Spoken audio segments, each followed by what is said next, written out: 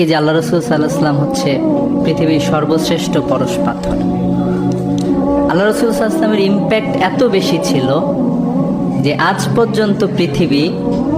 যখন শ্রেষ্ঠ মানুষটাকে আবিষ্কার করতে চায়,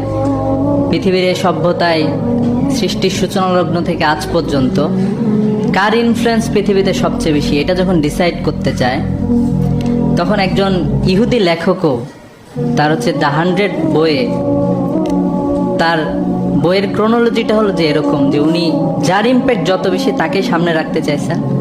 উনি এটা বলার চেষ্টা করছেন বারবার যে কেন আমি এই ব্যক্তিটাকে 80 নম্বরে দিলাম, কেন অন্যকে 60 নম্বরে দিলাম,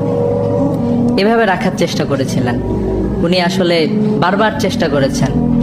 রিশাফল করার জন্য, কিন্তু হযরত মুহাম্মদ সাল্লাল্লাহু আলাইহি ওয়াসাল্লামকে উনি কখনোই 2 নম্বরে রাখতে পারেন না। তো পুরা সভ্যতা আসলে পুরা পৃথিবী মানব সভ্যতায় আল্লাহ রাসূল সাল্লাল্লাহু আলাইহি ওয়াসাল্লামের ইম্প্যাক্টের কাছে